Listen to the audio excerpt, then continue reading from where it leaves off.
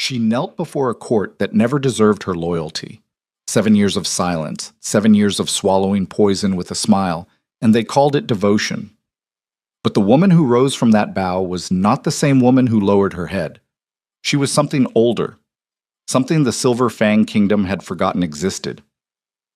This is the story of how one discarded Luna burned an empire to the ground, not with fire, but with the truth they tried to bury with her. Stay until the very end, hit that like button, and drop the name of your city in the comments. Let me see where the pack is watching from tonight. The marble was cold against her knees. That was the detail Serena Vale would remember longest.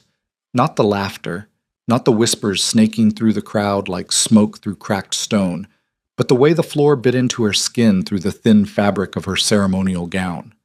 Cold enough to remind her she still had a body. Cold enough to tell her the body still registered pain. The Winter Summit had drawn every alpha of consequence to the Silver Fang Kingdom's Great Hall. 300 wolves packed the gallery, their breath fogging in the frigid air because Darius always refused to heat the hall during formal assemblies. He said the cold kept wolves honest. Serena had once believed that. She had believed most things he told her, back when believing was easier than looking. The hall stretched long and severe, its vaulted ceiling lost in shadow. Iron chandeliers hung on chains thick as a man's wrist, their candles guttering against drafts that whistled through stone joints older than the kingdom itself. Banners of every sworn pack lined the walls.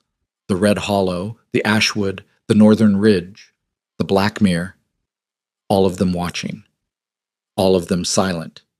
Lyra Ashbourne stood 3 steps above Serena on the raised dais, wearing a gown the color of arterial blood. Her dark hair was braided with silver thread that caught the candlelight and threw it back like tiny blades. She was not the Luna. She had never been the Luna. But she stood where the Luna should stand, and no one in the hall corrected her. "Lower," Lyra said. The word dropped like a stone into water. Serena heard the ripple of it pass through the crowd, the intake of breath, the shuffle of boots, the creak of leather as wolves shifted their weight but did not move. Serena's fingers pressed flat against the marble. Her arms trembled, not from weakness, but from the effort of holding still when every instinct in her screamed to lunge. "I said lower, Serena." Darius sat on the throne behind Lyra, one leg crossed over the other, his jaw working on something. A piece of dried meat, maybe, or the inside of his cheek. His eyes were on the middle distance, fixed on nothing. He did not look at Serena. He had stopped looking at her 3 years ago. She bent forward another inch. The crowd exhaled. Commander Ronan, head of the King's Guard, stood at the base of the dais with his hand on the pommel of his sword. His face was carved from the same stone as the walls. Expressionless, dutiful, dead behind the eyes. But Serena caught the flicker, the muscle jumping in his jaw, the way his thumb pressed white against the leather grip. He would not intervene. None of them would. That was the architecture of this kingdom now. 1,000 small surrenders stacked on top of each other until the pile was so high no one could see over it anymore. "That's enough," Darius said finally. His voice carried the flat authority of a man who had never once had to raise it. "Let her up." Lyra turned her head. "She hasn't completed the gesture." "I said let her up." Something passed between them. A look Serena had catalogued 100 times. Lyra calculating, Darius deflecting. 2 predators circling a kill neither wanted to share but neither would abandon. It lasted 3 seconds. Then Lyra smiled, the kind of smile that had no warmth in it, only victory deferred. "Of course, my king." Serena rose. Her knees ached. A small bloom of red marked the marble where her left knee had pressed too hard against a rough seam. She looked at the blood for a moment and felt nothing. That was new. She used to feel shame, then anger, then something worse than both. The numb acceptance that comes when a wound has been reopened so many times the nerve endings finally die. She turned and walked down the center aisle. 300 pairs of eyes followed her. No one spoke. No one moved to stop her. She was the Luna of the Silver Fang Kingdom, and she walked through their midst like a ghost passing through walls. Alpha Brennan of the Ashwood Pack stood near the back of the hall, his arms folded across his broad chest. He was a thick man with a scar that split his left eyebrow and disappeared into his hairline. When Serena passed him, he dropped his gaze. Not in disrespect. and something else, something that looked like it might cost him to carry. She reached the doors. The guards pulled them open without being asked. The corridor beyond was darker and warmer, and when the doors closed behind her, the silence that followed was the loudest sound she had ever heard. Her handmaiden, Marin, was waiting in the alcove beside the stairwell. Marin was 19, sharp-faced, with the kind of stillness that came from growing up in a border pack where noise got you killed. She took one look at Serena's face and said nothing. She simply fell into step beside her, matching her pace as they climbed. They reached Serena's chambers, smaller than they had been 2 years ago, relocated from the royal wing to a corridor near the servants' quarters after Lyra had declared the Luna suite needed renovation. The renovation had never happened. Lyra's personal wardrobe occupied the space now. Serena closed the door, leaned against it, pressed her palms flat against the wood, and breathed. "How long?" Marin said quietly. It was not a question about time. 7 years, Serena said. 7 years, 4 months, and 11 days since the bonding ceremony. She opened her eyes. And tonight was the last time. Marin studied her. The last time she humiliates you, or the last time you let her? Both. Serena crossed to the narrow window. The kingdom spread below, torchlit courtyards, the jagged teeth of the outer wall, the black ribbon of the Thornwater River cutting through the valley. Beyond that, wilderness, unclaimed territory, rogue lands that Darius called wasteland and she had always called possibility. "Do you remember what my mother told me before the bonding?" Serena said. "You never told me." She said survival is not the same as living. She said some women confuse endurance with strength, and by the time they learn the difference, they have endured so long they have forgotten what strength feels like. Serena turned from the window. "I forgot, Marin. Somewhere in the middle of all this, I forgot." Down in the great hall, the summit continued. Serena could hear the low vibration of it through the stone, the hum of voices, the scrape of chairs, the occasional bark of laughter that always seemed to come from Lyra's end of the dais. She wondered if Darius laughed with her. She wondered if it mattered anymore. "We leave before dawn," Serena said. 3 horses, light packs, nothing that traces back to the palace. Marin's expression did not change. 3 horses? Ronan will come. The commander of the king's guard will desert his post. Ronan has been dead at his post for 2 years. He just hasn't had anywhere else to fall. Serena pulled a leather satchel from beneath her bed. Already packed, the buckles worn smooth from how many times she had opened it in the dark, checking and rechecking. "I spoke with him last month. He agreed." Marin looked at the satchel, looked at Serena. "You have been planning this for 5 months, and you didn't tell me." "I didn't tell you because if they caught me, I needed you clean, unconnected, free to disappear on your own." Serena met her eyes. "That's not distrust, Marin. That's the only kind of protection I could still give anyone." Marin was quiet for a long moment. Then she nodded once, the way border wolves nod, a single dip of the chin that meant more than any oath spoken in a hall of banners. 3 floors below, the summit feast had begun. Serena heard the clatter of platters, the clink of goblets, the rising tide of voices loosened by wine and politics. In the great hall, Darius would be holding court at the head of the long table, flanked by his generals and the alphas who had sworn fealty. Lyra would be beside him, her hand resting on his arm like a brand of ownership. The seat to his left, Serena's seat, the Luna's seat, would be empty. It had been empty for 3 winters now. She thought about that seat, about the way absence becomes architecture. Leave a chair empty long enough and people stop seeing it. They rearrange themselves around the gap until the gap becomes part of the design. That was what had happened to her. She had been rearranged, absorbed into the negative space of her own life until she was nothing but the outline of something that used to be there. Not anymore. She pulled on a riding cloak, dark, unadorned, the kind worn by merchant couriers on long routes, tucked the satchel under her arm, checked the window again. The courtyard below was emptying as the last of the summit delegates filed inside for the feast. 2 guards at the eastern gate rotating on a standard pattern. Ronan had given her the rotation schedules weeks ago. Marin, the passage behind the old library. Sealed 2 years ago on Lyra's order. Unsealed 3 weeks ago on Ronan's. He replaced the mortar with chalk dust. 1 good kick and the wall gives. Marin almost smiled. Almost. "You really have been planning this.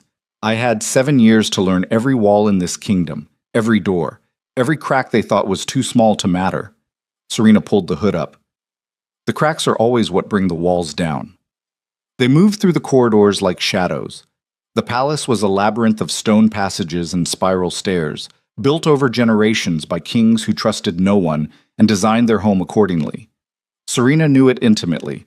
Every servant's shortcut, every disused tunnel, every stretch of corridor where the torches were spaced far enough apart to create pockets of darkness wide enough to hide in. They passed the kitchens. The heat and noise billowed out through the open archway. Cooks shouting, copper pots clanging, the rich smell of roasted venison and root vegetables. A boy carrying a tray of bread nearly collided with them.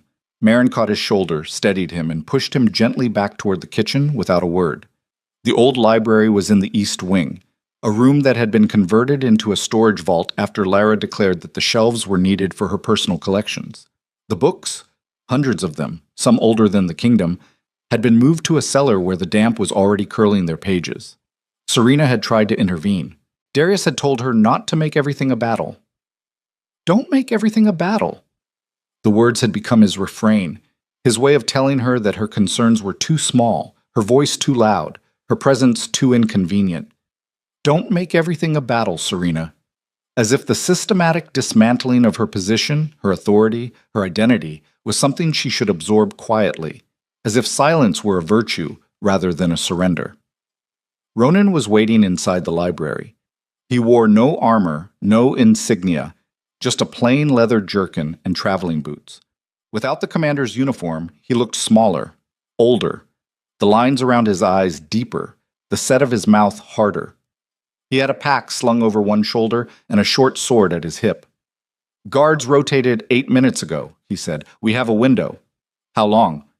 6 minutes to the eastern gate, 4 minutes of blind spot before the next pass. That's tight. It's what we have. Serena looked at him, really looked. She had known Ronan for most of her time at Silver Fang.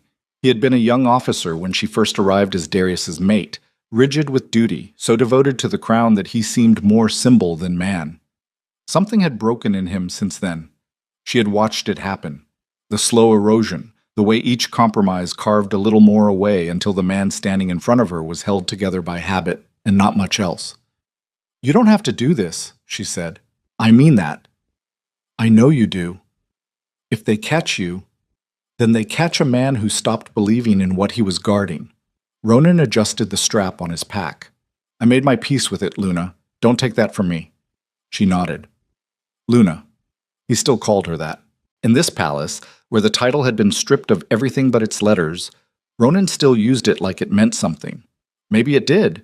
Maybe meaning was not something that could be taken away, only something you could stop claiming. They moved through the library to the back wall. Ronan found the section, a stretch of stone between two empty shelf brackets, indistinguishable from the rest. He pressed his boot against the base. The wall crumbled inward with a dry whisper, chalk dust puffing into the torchlight. Beyond it, a passage barely wide enough for one person, sloping down into darkness. "Single file," Ronan said, 50 yards to the outer foundation, then up through the drain channel to the eastern wall. "I remember," Serena said. He glanced at her. "You mapped this yourself?" "I mapped everything. Every exit, every vulnerability, every route that doesn't pass a guardhouse." She stepped through the gap in the wall. The air beyond was cold and tasted of earth and old rain. When you live in a cage long enough, you learn the shape of every bar. They moved fast. The passage was rough, unfinished stone, low ceiling, water trickling in thin lines down the walls. Marin went second, her breathing controlled and steady. Ronan brought up the rear, his hand on his sword, though there was nothing to fight down here but the dark and the damp and the weight of what they were leaving behind. The drain channel was worse. Narrow, steep, smelling of rust and stagnant water. They climbed using iron brackets set into the wall, their boots slipping on the wet metal. Serena's hands ached. Her shoulders burned. But the burning felt good.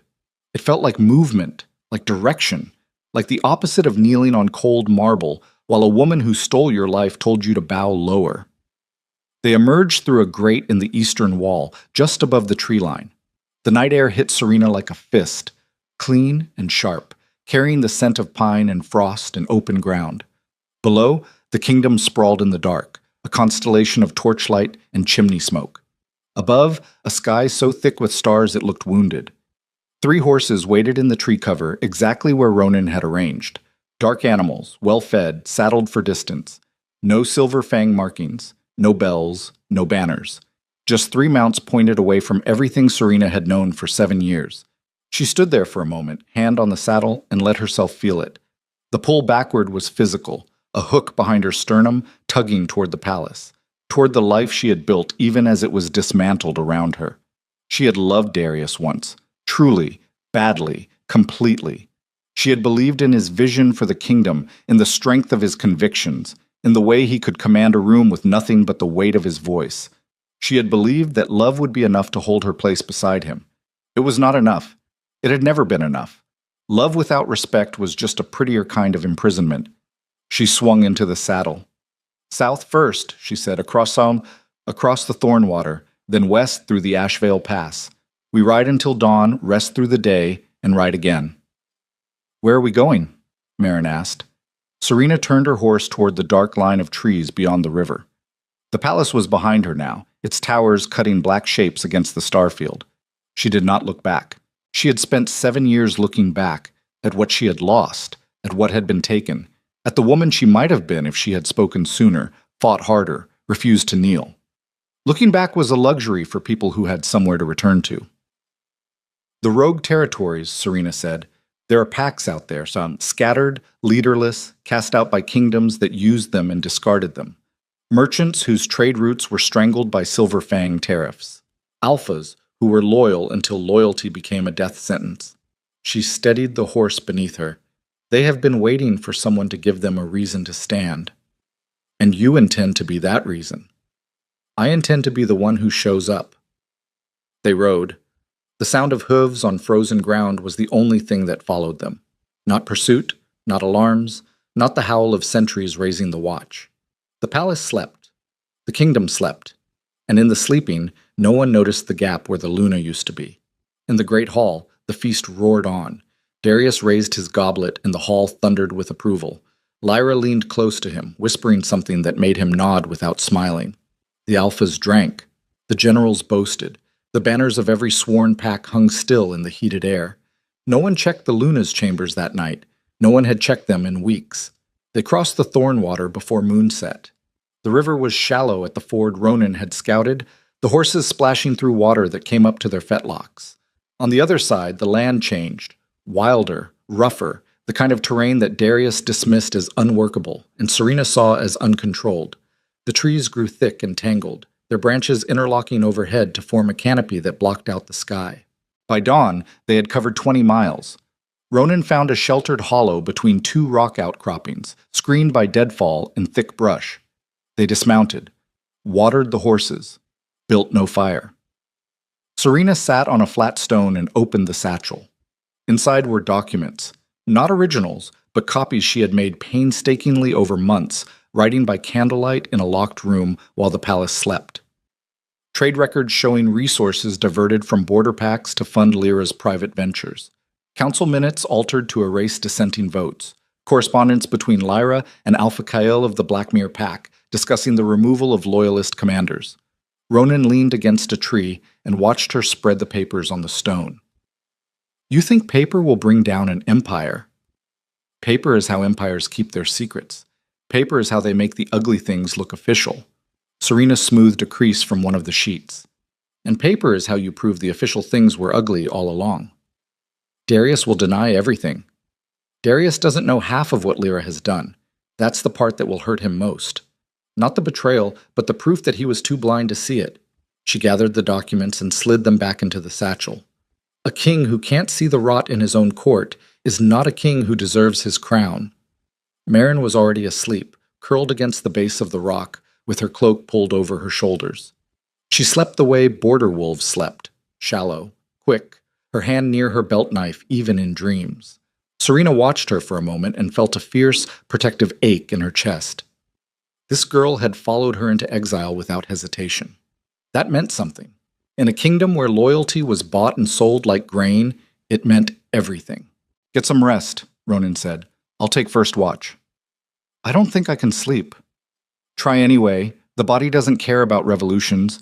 It cares about fuel. She lay down on the cold ground with her cloak beneath her and the satchel against her ribs.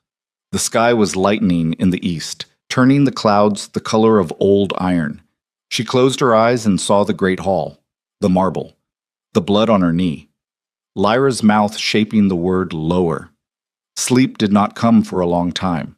When it finally did, it was thin and restless, threaded with images of burning banners and empty thrones, and a man sitting alone in a hall where no one called him king anymore. She woke to Ronan's hand on her shoulder and a sky the color of cooling steel. Late afternoon, she had slept longer than she intended. Riders, Ronan said. His voice was flat, controlled, the voice of a man who had spent 20 years managing crises for someone else. Coming from the northeast, 6 of them, moving fast. Serena was on her feet before the last word left his mouth. Merrin was already awake, crouched by the horses, tightening cinches with quick, practiced hands. King's Guard? Serena asked. Can't tell yet, but they're riding formation, and nobody rides formation through rogue territory unless they're searching for something. Serena grabbed the satchel, pressed it against her body. These documents were not replaceable. They were 5 months of stolen hours and careful hands, and the kind of risk that gets you executed for treason if the wrong person finds you at the wrong moment. We ride, she said. If they've picked up our trail, then we give them a different trail to follow. She swung onto her horse. Ronan, the split canyon 3 miles west. You described it to me. 2 forks, one leading north to the ridgeline, one dropping south into the gorge. I remember. We take the south fork. You take the north. Make noise. Leave tracks. Draw them up the ridge and double back after dark. Ronan stared at her. You want me to run decoy. I want you to survive it. There is a difference. And if they catch me? Tell them the truth. Tell them the Luna fled south and you tried to bring her back. Tell them you lost her trail at the canyon. You are still the commander of the King's Guard. Your word carries weight. Carried weight. Past tense. Then make it carry one more time. He held her gaze. Something moved behind his eyes, but not doubt, not fear, but the kind of calculation a soldier makes when the math of survival stops being abstract. Then he mounted his horse. South Fork is narrow, single file for a quarter mile, then it opens up. Stay on the left bank. The right side floods in snowmelt. I know. You don't know this terrain, Luna. I know terrain. I know what it means to read the ground and trust it more than the people standing on it. She turned her horse west. Find us at the old watchtower on the Ashevale border. 3 days. And if I don't come? Serena looked at him. This man who had stood at attention while her life was dismantled, who had watched and done nothing and hated himself for it, who was now riding into the open with a target on his back because she had asked him to. Then I will remember that you did. They split at the canyon mouth. Ronan pushed his horse north at a hard gallop, the hoofbeats echoing off the rock walls like war drums. Serena and Merrin plunged south into the narrow fork, the walls closing around them, the sky shrinking to a strip of gray above. The canyon was dark and cold. Water dripped from the walls. The horses picked their way over loose stone, their breathing loud in the enclosed space. Behind them, faintly, Serena heard shouts. The riders had reached the split. She pressed her heels into the horses' flanks and did not look back. They rode for an hour. The canyon opened gradually, the walls pulling apart like hands releasing a held breath. The terrain leveled into a valley. Scrubby pines, frozen meadow, the skeletal remains of a watchtower on the far ridge that had not been manned in decades. Merrin pulled alongside her. They went north, all 6. You're sure? I counted the echoes. 6 horses heading up the ridge. Serena exhaled. Her hands were shaking on the reins. She gripped harder. The shaking was not fear. It was the body catching up to what the mind had already committed to. The understanding that she was now a fugitive from the kingdom she had helped build. That the man she had loved would call her a traitor. That the word traitor would be easier for him than the word wrong. They made camp as the last light bled from the sky. No fire again. Cold rations. Dried meat, hard bread, a skin of water that tasted like leather. Serena ate mechanically. chewing without tasting, her eyes on the southern horizon where the rogue territories began. "Tell me about the packs," Merrin said. "The ones you mentioned, the scattered ones." Serena wrapped her cloak tighter. "There is a pack called the Dawnbreak in the southern valleys. Their alpha was a woman named Thessa. She swore loyalty to Silver Fang 8 years ago in exchange for trade access. Darius took the loyalty and closed the trade routes anyway. She has been surviving on barter and stubbornness ever since." "And she will trust you?" "She will trust anyone who arrives with proof that her betrayal was deliberate and documented." Serena touched the satchel. "Trust is easy when you bring receipts." "What about the merchants?" "There are 16 independent trading families between here and the coast. Silver Fang tariffs have crushed 11 of them. The other 5 survive by smuggling. All of them hate the crown. None of them have had anyone worth organizing around." She paused. "Until now." Merrin looked at her for a long time. The darkness was thick around them, the kind of darkness that exists only in places where no one has built anything worth lighting. "You're not just running," Merrin said. "No. You're building something." "I am finding the pieces that were thrown away and putting them together." Serena lay back against the cold ground. "Every kingdom thinks its scraps are worthless. That is always their mistake." The night deepened. Somewhere in the dark, an owl called. 2 notes, low and questioning, then silence. Serena listened to it and thought about Darius, about the man he had been before Lyra, about the way his hands used to cup her face when he kissed her, careful, like he was afraid she might break, about the exact moment he stopped being afraid of that. She could pinpoint it. A council meeting, 3 years in. Lyra had challenged one of Serena's proposals, a modest expansion of medical resources to the outer packs. Darius had listened to both arguments, then sided with Lyra. Not because Lyra was right, because Lyra made the siding feel inevitable. She had that gift, the ability to make surrender feel like strategy. That was the night Serena stopped sleeping through the dark. That was the night the mapping began. She rolled onto her side and pressed her face against the satchel. The leather smelled of ink and dust, and the particular staleness of rooms where secrets are kept too long. Inside those pages was every lie Lyra had ever institutionalized, every number she had falsified, every commander she had reassigned to clear her path, every pack she had starved to feed her ambition. It was not revenge. Revenge was personal, narrow, a blade aimed at one throat. This was something else. This was the architecture of accountability. A structure built from evidence, designed to hold weight, meant to stand long after the anger that built it had cooled. But tonight, in the dark, with her knees still aching and the memory of marble still cold against her skin, it felt like revenge. And she did not apologize for it. Miles to the north, in the split canyon, 6 riders followed Ronan's trail up the ridge. They did not know they were chasing a decoy. They did not know the woman they were looking for was already 20 miles south, lying in the dark with a satchel full of proof, and a plan that would take the shape of the kingdom and break it along every fault line Darius had refused to see. And in the great hall of the Silver Fang Palace, the feast had ended. The tables were cleared, the candles burned to stubs. Darius sat alone on his throne in the empty hall, turning an undrunk goblet of wine in his hands. He had not asked about Serena. He had not sent anyone to check on her. He assumed she was in her chambers, nursing her wounded pride the way she always did, quietly, invisibly, in the margins of a kingdom that had stopped making room for her. He did not yet know that the margins were empty.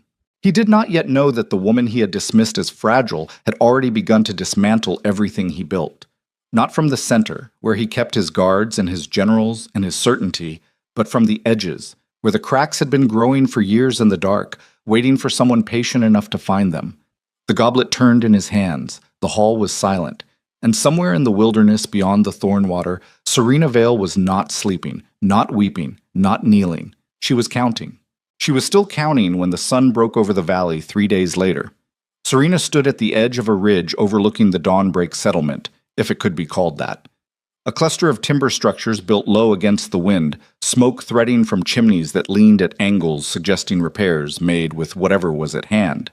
Livestock pens half empty. A watchtower on the northern perimeter with a cracked bell that probably had not rung in years. The whole place had the look of something that had been dying slowly and had simply decided to keep breathing out of spite. Merrin crouched beside her. This is the pack you want to build an alliance with. This is the pack Silver Fang starved into irrelevance. There's a difference between what something is and what it was forced to become. And their alpha? Thessa Dawnbreak, 46. Lost her mate in a border skirmish Darius provoked and never acknowledged. Raised 3 sons alone while running a pack that the Crown treated like a resource depot. Serena started down the slope. She has every reason to listen. She has every reason to put a knife in us and send our heads back in a sack. That is also listening. They reached the settlement's edge and were met by 2 wolves before they cleared the tree line, young males, lean and hard-eyed, carrying hunting spears with tips that had been sharpened past function into threat. One of them stepped forward. His jaw was set in a way that said he had been given instructions and intended to follow them regardless of what walked out of those trees. No Silver Fang wolves past this point. Serena stopped, pulled back her hood, let them see her face. I am not a Silver Fang wolf. Not anymore. The second guard looked at the first. Something passed between them. Recognition, confusion, the rapid recalculation that happens when the person standing in front of you does not match the threat you were told to expect. You are the Luna. I was the Luna. Now I am a woman standing in your territory without weapons, without guards, without a kingdom. And I am asking to speak with your alpha. The first guard did not lower his spear. Thessa does not meet with the Crown's people. Good. Because the Crown's people do not know I am here, and if you send me away, they never will. Serena held his gaze. But if you let me through, I can show your alpha something that will explain exactly why her pack has been bleeding for 8 years. Silence. Wind through the pines, the distant sound of an axe hitting wood somewhere in the settlement. The guard's spear tip wavered. Not much, just a degree, the kind of movement that happens when certainty develops a crack. Wait here. He disappeared into the settlement. The second guard stayed, his eyes moving between Serena and Marin with the focused attention of someone who has been trained to watch for the thing that does not fit. Minutes passed. 5, 10. Long enough for the cold to work through Serena's cloak and settle into her bones. Then the first guard returned. Behind him walked a woman who moved like weather. Not fast, not slow, but with the kind of inevitability that makes you step aside without knowing why. Thessa Dawnbreak was not tall. She was not broad. She was built like a stripped branch, all angles and sinew, the kind of body that gets carved by years of doing too much with too little. Her hair was iron gray, pulled back in a knot that was functional rather than decorative. Her eyes were the color of riverstone, and they fixed on Serena with an intensity that had nothing to do with curiosity and everything to do with assessment. The Luna of Silver Fang, Thessa said, standing in my dirt. Former Luna. There is no former. The bond mark does not care about your politics. Thessa stopped 6 feet away, close enough to speak, far enough to strike. Why are you here? Because your pack is dying, and I know who killed it. Thessa's expression did not change, but something behind her eyes shifted. A door opening 1 inch, just enough to see what was on the other side. Come inside. Thessa's quarters were a single room attached to the pack's main hall. A stone hearth, a wooden table scarred with knife marks, 2 chairs that did not match, pelts on the floor instead of rugs. The room smelled of wood smoke and dried herbs and the particular staleness of a space where hard decisions are made regularly and celebrated never. Thessa sat, did not offer Serena a chair. Serena took one anyway. Talk. Serena opened the satchel and laid 3 documents on the table. These are copies of Silver Fang Trade Council records from 6 years ago. This one shows the tariff schedule imposed on your territory. This one shows the actual revenue collected, and this one shows where the difference went. Thessa looked at the papers, did not touch them. I know where the difference went, into the Crown's vault. No, into Lyra Ashbourne's private accounts. Darius never saw these numbers. The tariffs you paid were doubled at the collection point by agents Lyra installed after she had the original trade commissioners reassigned. Half went to the Crown, half went to fund her personal network. Wolves loyal to her, not to the kingdom. Thessa was quiet for a long time. Her hands lay flat on the table, the knuckles white. When she finally spoke, her voice had dropped half an octave. You are telling me my people starved so that woman could buy loyalty. I am telling you it was systematic, documented, deliberate, and your pack was not the only one. Serena pulled out more pages. The Red Hollow, the Ashwood, the Northern Ridges Eastern Holdings. 11 packs in total, all subjected to the same scheme. Lyra built an empire inside the empire, and she funded it by bleeding the territories Darius considered expendable. And you expect me to care about the difference between the king's cruelty and his mistress's greed. I expect you to care that the king does not know, that if he is confronted with proof, not rumor, not accusation, but proof, his authority collapses. Because a king who cannot see the rot in his own court is a king whose court no longer belongs to him. Thessa leaned back, studied Serena the way you study a map of terrain you are about to cross, looking for the traps, the dead ends, the places where the ground might give way. What do you want from me? Nothing today. I want you to read these documents, verify what you can against your own records, and when you are satisfied that I am telling the truth, I want you to send word to the other packs on this list. Serena placed a folded paper on the table. There are wolves out there who have been waiting for a reason to stop enduring and start acting. I am not asking them to fight. I am asking them to stand. Standing is fighting when you have been told to kneel. Then we understand each other. Thessa picked up the folded paper, opened it, read the names. Her expression did not change, but her breathing did. A slight quickening, the involuntary response of a body recognizing that the scope of what it is looking at has just expanded beyond what the mind was prepared for. You have been busy. I have been patient. There is a difference. In my experience, the patient ones are the most dangerous. In my experience, the dangerous ones are the ones who were never given a choice. Thessa folded the paper and slid it into her belt. She looked at Serena for a long moment, and something in her face softened. Not into warmth, but into a kind of grim recognition. The recognition of one woman looking at another and seeing the same scars in different configurations. You can stay tonight. Tomorrow you ride. I will read your documents, and I will send no word to anyone until I have verified every number on every page. She stood. If you're lying to me, I will find you, and the conversation we have then will not involve chairs. I would expect nothing less. Serena and Marin were given a room in the pack hall, small, cold, furnished with 2 cots and a basin of water that had already started to ice at the edges. Marin sat on her cot and pulled off her boots. Her feet were blistered. She examined them with the detached attention of someone cataloging damage. She did not say yes, Marin said. She did not say no. In her position, that is the same thing. You gambled. I calculated. There is a difference. Serena sat on the edge of her cot. The exhaustion was hitting now, settling into her muscles like silt into a riverbed. Thessa has survived 8 years of deliberate neglect. A woman like that does not need to be convinced that the system is broken. She needs to be shown that someone else has the blueprint. And you have the blueprint. I have pieces. Thessa has pieces. The Ashwood pack has pieces. Every territory Lyra has bled has a fragment of the whole picture. Serena lay back. The ceiling was rough timber, the gaps between planks showing darkness above. No single pack can challenge Silver Fang alone, but together, with evidence, with coordination, they do not need to challenge. They just need to withdraw. Pull their resources, their allegiance, their trade. Let the Empire try to stand on nothing. That could take months.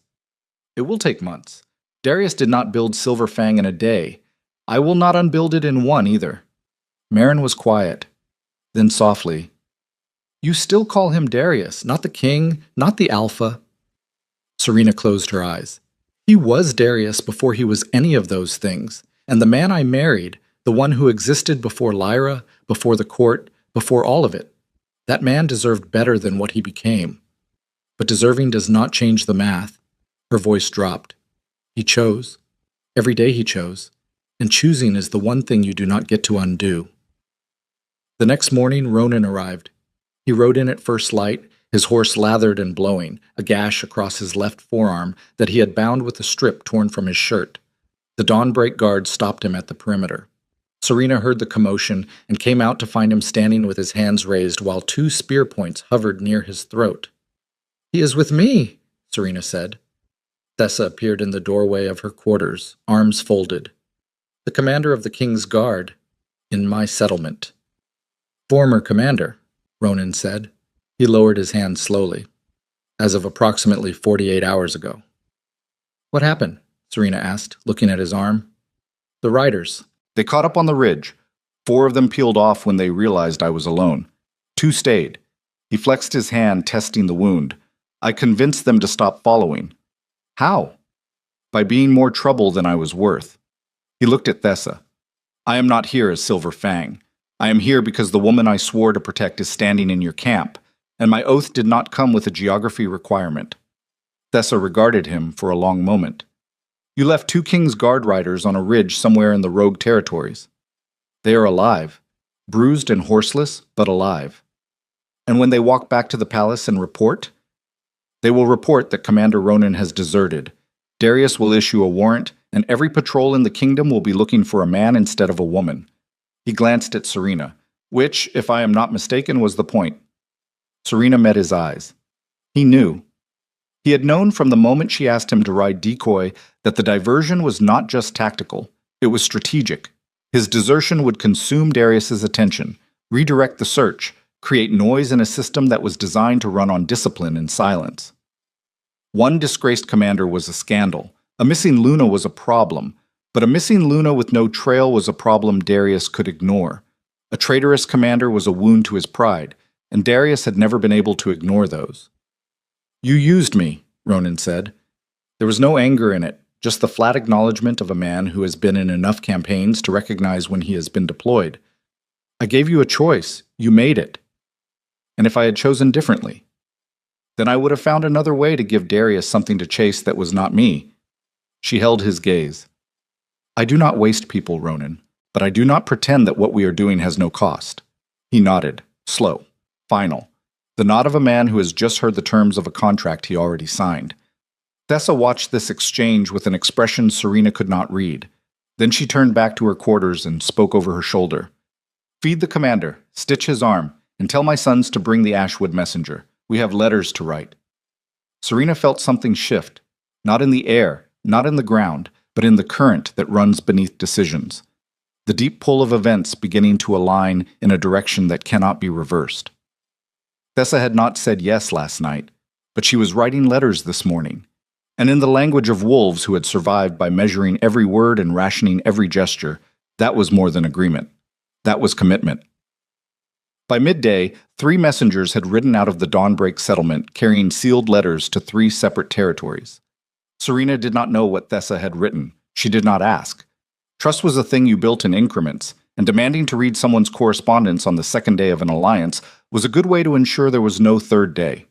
Instead, she sat at Thessa's table with the trade documents spread between them and answered questions. Thessa was methodical. She cross-referenced every number against her own records, which she kept in a locked chest beneath her bed, written in a shorthand that no one else in the pack could read. When the numbers matched, she said nothing. When they did not match, she said the number aloud and waited for Serena to explain the discrepancy. It was tedious, precise work. It was also the most important work Serena had done since leaving the palace. This figure here, Thessa said, pointing to a column of numbers on one of the trade records. The levy on processed timber. Your document says 40%. My records say 25. 25 was the official rate set by the Crown's Trade Council. 40 was the rate Lyra's agents collected at the border checkpoints. The difference, 15% of every timber shipment your pack produced for 6 years, went into a private fund managed by a wolf named Corvin Hale. I know that name. He ran the Eastern Checkpoint. He ran it for Lyra. And when Darius audited the checkpoints 2 years ago, Corvin presented books that showed the 25% rate. Clean books. Lyra had them prepared in advance. Serena tapped the document. But she kept the real books too. That is the kind of person she is. She documents everything because she believes documentation is power. And she is right. It is power. It just depends on who holds it. Thessa sat back. Her jaw was tight. The tendons in her neck stood out like cables. 6 years, she said. 6 years my people went hungry because a woman I have never met decided our labor was her personal treasury. Yes, and your king, your mate, sat on his throne and saw nothing. He saw what he wanted to see. That is not blindness. It is something worse. Thessa looked at her, hard, searching. You loved him. It was not a question. Serena answered it anyway. I loved who he was before he stopped needing to be that person, before Lyra made it easier to be someone else. She gathered the documents. Her hands were steady. Love does not make you blind. It makes you patient. And patience without a deadline is just another word for surrender. The afternoon faded. The messengers were gone. The letters were sent. Somewhere to the northeast, Darius was learning that his commander had deserted. Somewhere to the south, alphas who had been dismissed and discarded and bled dry were receiving word that someone had finally counted the cost and written it down. Serena stood at the edge of the Dawnbreak settlement as the sun dropped behind the western ridge. The valley below was turning purple in the failing light. She could see the thin line of a road winding south, a trade route that should have been thriving, that should have been carrying goods and wealth into this settlement instead of out of it. It lay empty. A scar on the landscape, evidence of a wound that had been inflicted so slowly no one noticed until the blood was already gone. Marin appeared beside her. Thessa's third son just returned from the eastern ridge. He says the king's guard patrols have doubled along the Thornwater. Darius is closing the borders. He is looking for you. He is looking for a woman he thinks ran away. He does not know that the running stopped the moment I crossed the river. Serena turned from the valley. Let him close his borders. Let him search every road and every pass. Every patrol he sends outward is a patrol he does not have inward. Every resource he spends looking for me is a resource he cannot spend holding together the cracks that are already forming. And when he stops looking? Serena walked back toward the settlement. The torches were being lit along the perimeter, small points of fire pushing back against the dark. In the main hall, she could hear voices. Thessa's people, talking, arguing, doing the noisy work of living that happens in every pack regardless of how close to the edge they have been pushed. He will not stop. That is the one thing I can count on.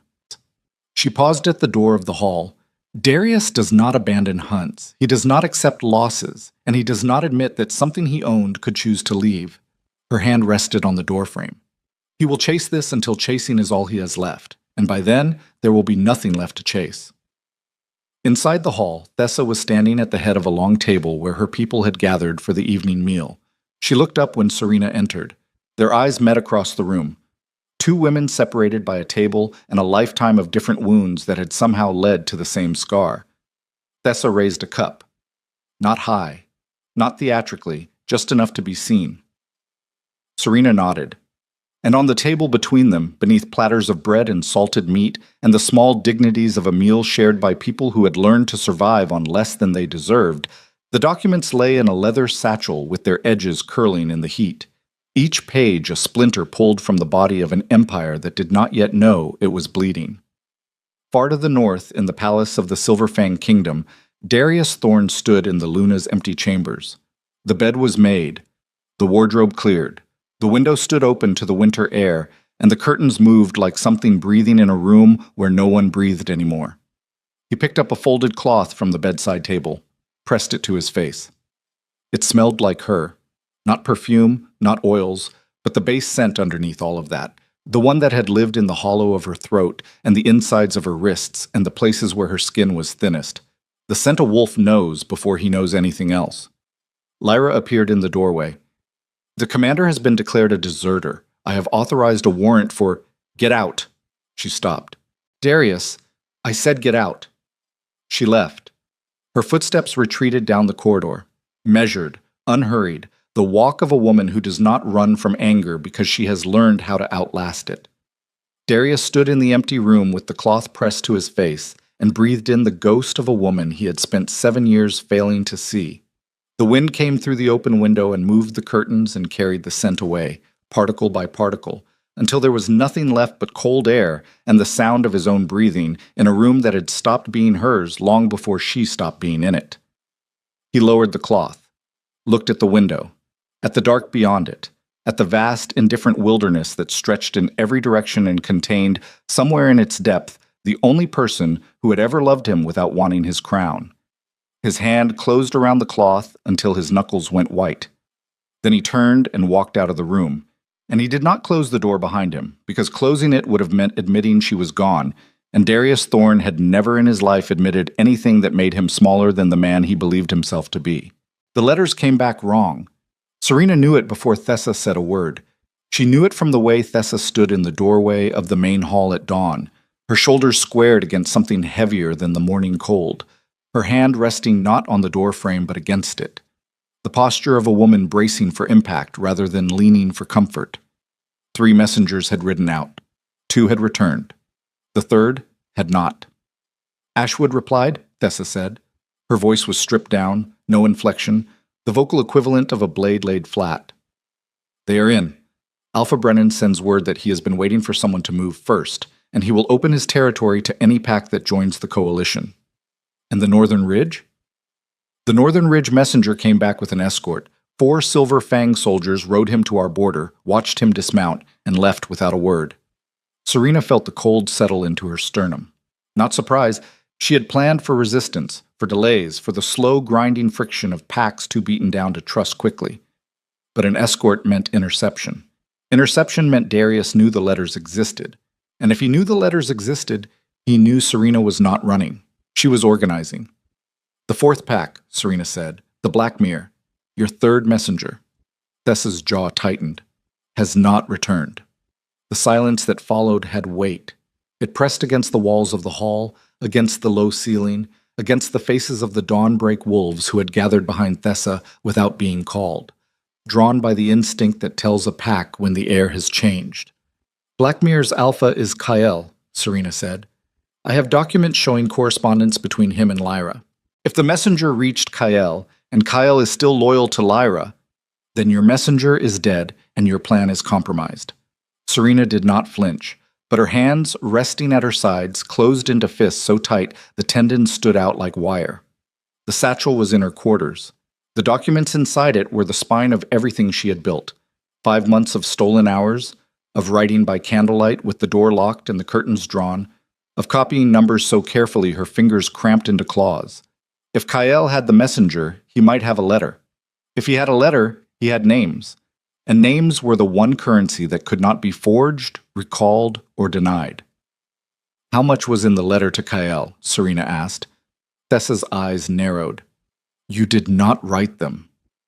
I gave you the names. You wrote the content. How much did you include? Enough to explain the purpose, not enough to detail the evidence. Did you name the other packs? Thessa hesitated. 1 beat, 2, long enough for Serena to feel the ground shift beneath her. Not physically, but in the way the ground shifts when you realize the foundation you built on has a fracture you did not see. I named the Ashwood, as an example of a pack already committed. Serena's breath left her in a slow, controlled exhale, the kind of breath a body pushes out when it needs to make room for something worse than air. Brennan, the Ashwood Alpha who had dropped his gaze when Serena walked past him in the Great Hall, the man who had sent word that he was ready to stand. His name was now in the hands of a wolf who answered to Lyra Ashbourne. Ronan appeared from the corridor behind Thessa. He had heard everything. His face was the composed blank of a man who has spent 2 decades processing bad intelligence without letting it reach his expression. But his hand was on his sword, and his weight had shifted to the balls of his feet. A fighter's stance, adopted unconsciously, the body preparing for what the mind had not yet decided. If Kyle sends that letter to Lyra, Ronan said, Brennan is exposed. She will move on the Ashwood within days. She will move on everyone, Serena said. Kale's letter names this settlement, names me, names the coalition. She looked at Thessa. How fast can you mobilize your people? Mobilize for what? We are 60 wolves. Half of them are too young or too old to fight. We do not have the numbers for a war. This is not a war. This is an evacuation. Serena crossed to the table where the documents had been spread the night before. She gathered them with fast, precise hands. The muscle memory of a woman who had learned that the interval between discovery and disaster is measured in minutes, not hours. If Lyra sends soldiers, they will come for the evidence first and the people second. We move the evidence. We scatter the trail. And we get word to Brennan before Lyra's wolves reach the Ashwood. And if it is already too late? Serena stopped, looked at Thessa. The older woman's face was carved from something harder than stone, from the compressed layers of 8 years of watching her pack starve while an empire grew fat on what was taken from them. She was not afraid. Fear requires uncertainty, and Thessa had lived past uncertainty into the territory beyond it, the place where you know exactly how bad things can get because you have already been there. Then we find out what we are willing to lose, Serena said, and we decide if it is less than what we have already lost. They moved fast. Thessa's sons, 3 men built from the same hard material as their mother, organized the settlement with the efficiency of people who had drilled for disaster without ever naming it that. Supplies packed, livestock released to forage. The old and the young loaded onto 2 carts pointed south toward a network of caves in the lower valleys that Thessa's pack had used as shelters during border raids years ago. No one argued, no one asked questions. They had been living on the edge long enough to know that when the edge crumbles, you do not stand on it and discuss the geology. Serena pulled Marin aside.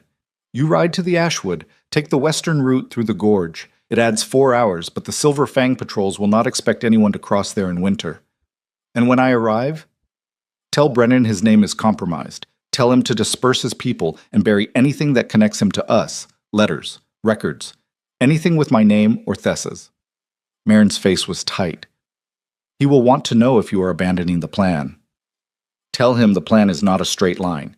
Tell him it is a river. You dam it in one place. It finds another way through. Serena gripped Marin's arm, not gently, with the force of someone transferring urgency through contact. And tell him this is not a request. If Lyra's wolves reach the Ashwood before he scatters, there will be no Ashwood. Lyra does not arrest. She erases. Marin rode out within the hour. Serena watched her go, a small figure on a dark horse, disappearing into the tree line, like a stone dropping into deep water. No ripple. No trace. The border wolf training that made Marin seem forgettable was the same training that might keep her alive. Ronan found Serena standing at the northern perimeter, staring at the road that led back toward Silver Fang territory. The settlement behind them was emptying, carts creaking south, the last of the livestock being herded into the tree cover. The hearth fires extinguished one by one until the smoke stopped threading from the chimneys, and the buildings looked like what they would eventually become, abandoned structures in a valley no one would fight over. You should not be standing in the open, Ronan said. I need to see the road.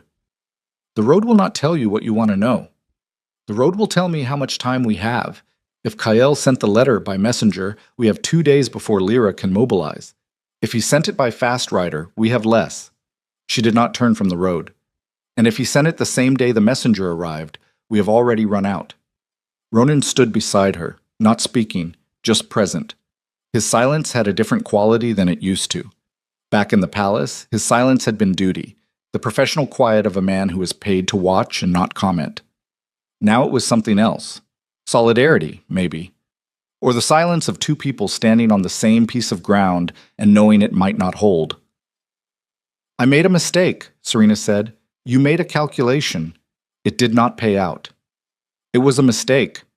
I included Kael on the list because the document showed Lyra's agents had bled his territory as badly as the others. I assumed the damage would make him an ally. Her voice was flat, clinical. The voice of a woman performing surgery on her own judgment without anesthetic. I forgot that some wolves would rather serve the hand that bleeds them than trust the one offering a bandage. Because the bleeding is familiar, and familiar pain is easier to bear than unfamiliar freedom. That is not a mistake. That is a lesson. The difference depends on whether you survive it. A sound reached them, distant, carried on the wind from the northeast. Hoofbeats. Not many. 3, maybe 4 riders, moving at a pace that was not urgent but was not casual. The pace of wolves who know where they are going and are in no hurry because they know what they will find when they arrive. Ronan drew his sword. The steel made no sound leaving the scabbard. He had wrapped the mouth of the sheath in oiled leather years ago, a field habit that separated career soldiers from ceremonial ones. Into the trees, he said. No. Serena, if I run now, I am a fugitive. If I stand here and face whoever is coming, I am something else. She turned from the road and looked at him. Her eyes were dry. Her breathing was steady. But something in her face had changed. A hardening, a narrowing, the expression of a woman who has just discovered the difference between planning for disaster and standing inside one. I did not leave the palace to spend the rest of my life hiding in valleys and sleeping in caves. I left to build something, and you cannot build anything from a position of retreat. You can build nothing from a position of death. Then I will have to make sure that is not the position I am in. The riders appeared at the crest of the northern ridge. 4 of them.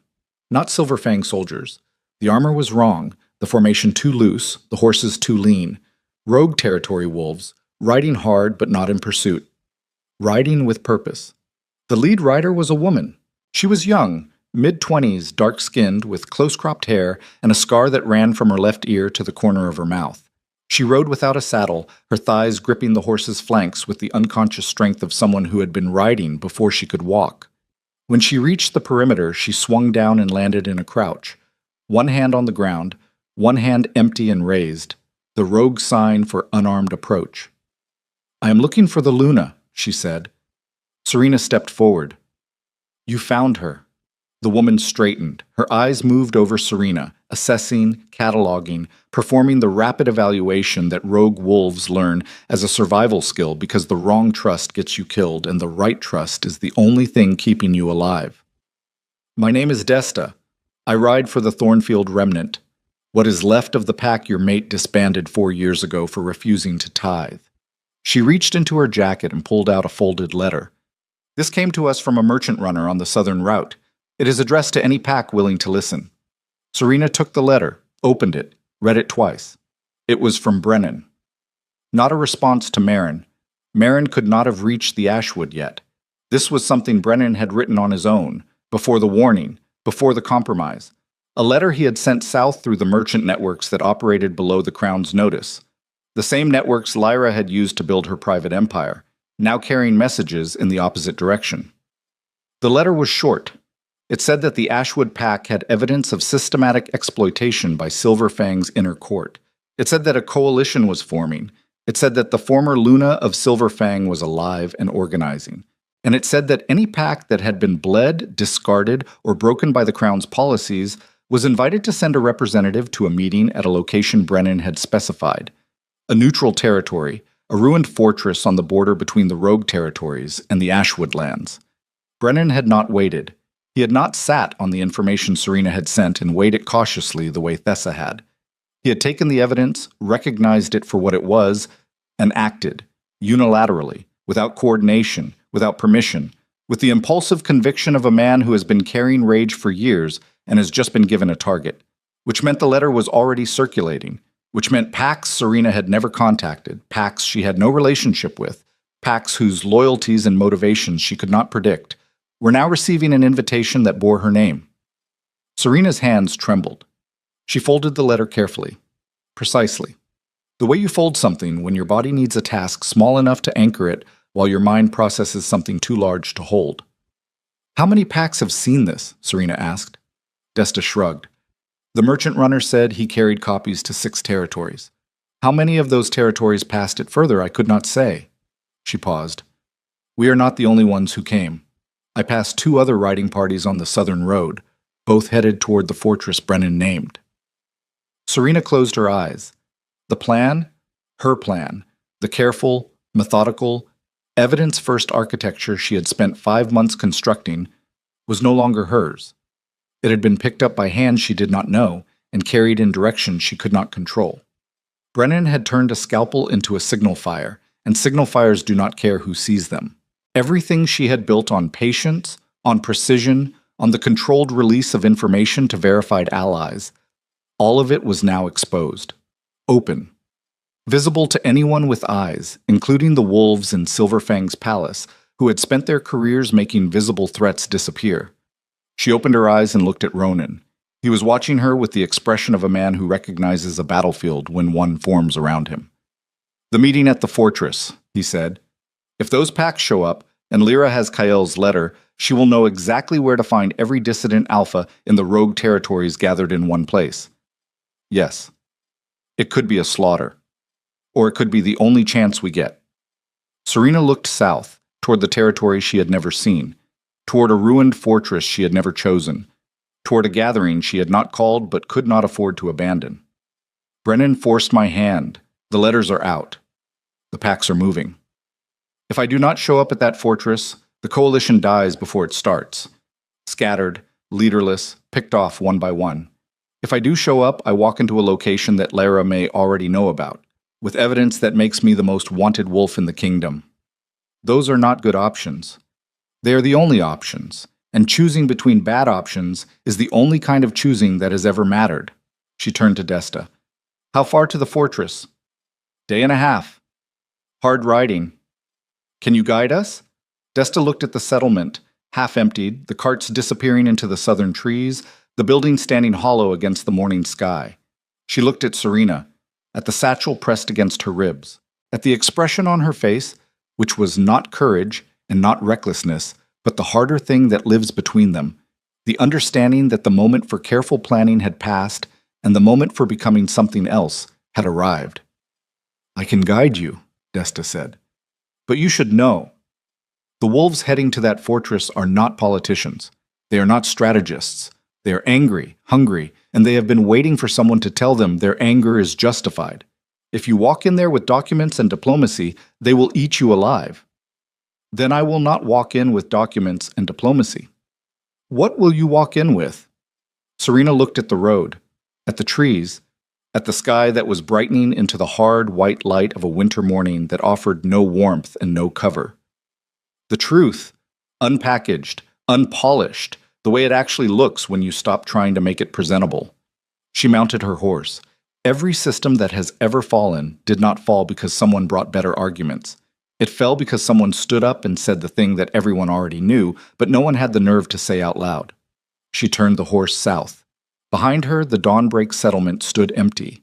Ahead, a fortress full of strangers waited for a woman they had never met, carrying a name they had only heard in whispers, holding a satchel full of proof that the empire they lived under had been feeding on them from the inside. Serena rode, and with every mile, the woman she had been, the careful planner, the patient strategist, the Luna who moved in shadows and counted her steps, fell further behind, replaced by something rawer and less refined and more dangerous. Something that did not have time for precision anymore. Something that would have to stand in front of wolves she did not know, in a place she had not chosen, and make them believe that the woman Darius Thorne had discarded was the same woman who could bring his kingdom to its knees. Not with fire, not with armies, but with the one weapon no empire has ever learned to defend against, the voices of the people it forgot to silence. The fortress was not a fortress anymore. It was a skeleton, stone ribs jutting from the hillside, half the roof collapsed into rubble, the walls thick with moss, and the kind of silence that accumulates in places where violence happened long enough ago to become architecture. Arrow slits stared out from the remaining tower like hollow eyes. The courtyard, once designed to hold a garrison, held 47 wolves who had ridden through the night from territories scattered across the southern reaches of a kingdom that had forgotten they existed. Serena dismounted at the gate, her legs nearly buckled. A day and a half of hard riding through frozen terrain had stripped the feeling from her thighs and left her knees liquid. She caught herself on the horse's neck and breathed through it, short, controlled breaths, the kind that keep a body standing when the body has decided it would rather fall. Desta had been right.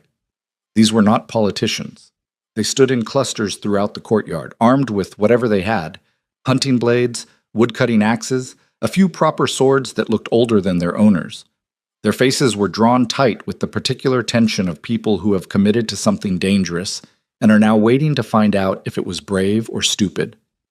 The line between those two things, Serena had learned, was drawn entirely by outcome. Brennan was there. She spotted him immediately. The thick build, the split eyebrow, the way he stood slightly apart from the others with his arms folded as if holding himself in. When he saw Serena, something moved across his face. Relief, maybe. Or the look of a man who has lit a fire and is watching to see if the person he lit it for will feed it or stamp it out. He crossed to her. You came. You did not give me a choice. You needed a push. I needed time. You gave me a deadline instead.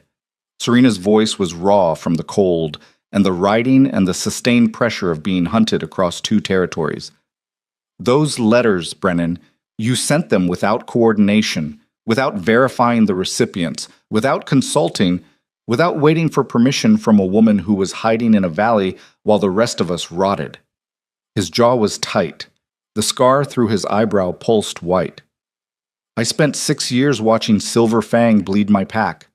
6 years keeping my mouth shut and my head down because every alpha who spoke up got crushed. You showed me the proof, and you expected me to sit on it, file it neatly, wait for the right moment. He leaned closer. There is no right moment. There is only the moment you stop being afraid. And the Black Mirror? Kael has a letter with your name on it. With my name. With Thessa's settlement. Brennan's expression did not change. I know. You know. I know because Kael sent riders to the Ashwood 2 days ago. They arrived after I had already dispersed my people. Lyra's wolves found an empty settlement and cold hearths. He paused. Just like yours. Serena stared at him. The arithmetic was shifting. Not the slow, careful arithmetic of her original plan, but the fast, brutal kind that happens in the field, where variables change by the hour and the calculations are done in blood pressure rather than ink. Where are your people now? Scattered through the eastern forests, safe enough for now. But Lyra will not stop at empty settlements. He gestured at the courtyard. These wolves came because they received my letter and decided that the risk of showing up was smaller than the risk of staying invisible. That is not loyalty, Serena. That is desperation. And desperation has an expiration date. She looked at the gathered wolves. 47. From at least 9 different packs, judging by the variations in clothing and weaponry. Some of them were young. Too young, faces still carrying the softness of adolescence beneath the dirt and the hard traveling. Some were old, scarred veterans of border conflicts that the Crown had started and abandoned without cleanup. None of them knew each other. None of them had trained together, fought together, or shared so much as a meal. They were strangers bound by a common wound, and common wounds make fragile alliances because the moment the bleeding stops, the only thing left is the memory of pain, and memory is not enough to build on. Serena climbed the broken steps to what had once been the fortress's main platform, a raised stone ledge overlooking the courtyard. The stone was cracked. Weeds grew through the gaps. She stood there and felt the wind come through the ruined walls and push against her like a hand testing whether she would hold. She did not raise her voice. She did not need to. 47 wolves in a stone courtyard created an acoustic chamber, and silence carried further than shouting. You do not know me. Some of you have heard a name. Some of you have heard a story. Most of what you have heard is probably wrong, so let me give you the version that is not. She paused, let the silence work. I was the Luna of Silver Fang. For 7 years, I held that title while a woman named Lyra Ashbourne dismantled everything it was supposed to mean. She took my authority. She took my position. She took the ear of the man I was bonded to and filled it with numbers that made her rich and made your packs poor.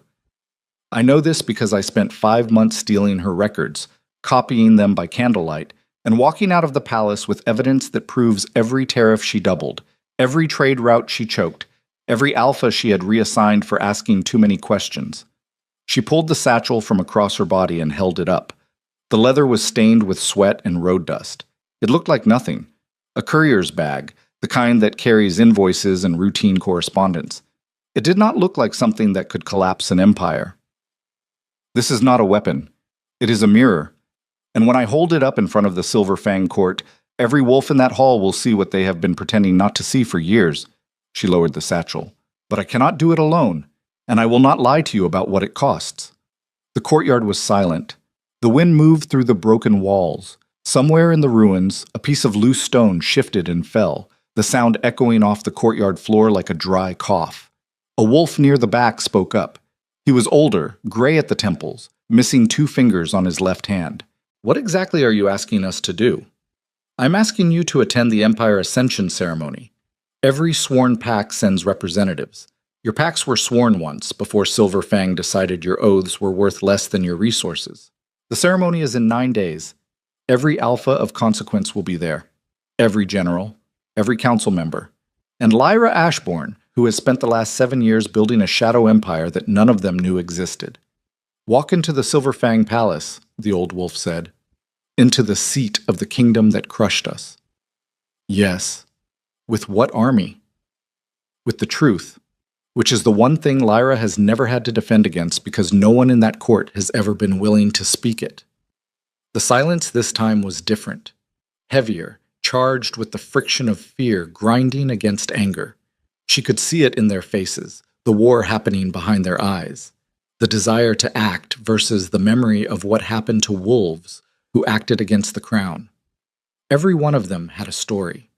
Every one of them had buried someone or lost something or swallowed an injury that still sat in their gut like swallowed glass. 9 days, Brennan said from the courtyard floor. He was speaking to the gathered wolves, not to Serena. In 9 days, the entire Silverfang leadership will be in one room, performing a ceremony designed to celebrate their own power. They will be surrounded by their guards, their generals, and their certainty, and we are going to walk into that room and take apart that certainty piece by piece. They will kill us, someone said. A young woman near the middle of the crowd, her voice flat with the certainty of experience. Brennan turned to her. They have been killing us for years, slowly, politely. Through tariffs and neglect and the systematic erasure of everything we built. The only difference is that this time, we get to see their faces when they do it. Serena watched Brennan work the crowd. He was not elegant. His words were blunt instruments, hammers, where she would have used scalpels. But they landed. They landed because the wolves in this courtyard did not need precision. They needed permission. Permission to feel what they had been feeling for years. Permission to name it. Permission to act on it instead of swallowing it until it poisoned them from the inside. This was the thing she had not planned for. The thing her 5 months of careful architecture had not accounted for. She had designed a campaign of evidence, methodical, irrefutable, delivered through proper channels to legitimate authorities. Brennan had turned it into a movement, and movements did not follow blueprints. They followed heat. The planning took 3 days, not the careful document-driven planning Serena had envisioned, but the rough, practical kind. Logistics, routes, timing, how to move 47 wolves across 2 territories and into the Silverfang capital without being detected. How to enter a heavily guarded ceremony without invitations, without weapons, without the political standing that would normally grant access. Ronan solved the last problem. The Ascension ceremony uses a processional format, he said. They were in what remained of the fortress's map room, a space with 1 intact wall and 3 that were more suggestion than structure. Each pack enters through the main gate in order of rank, announced by the herald.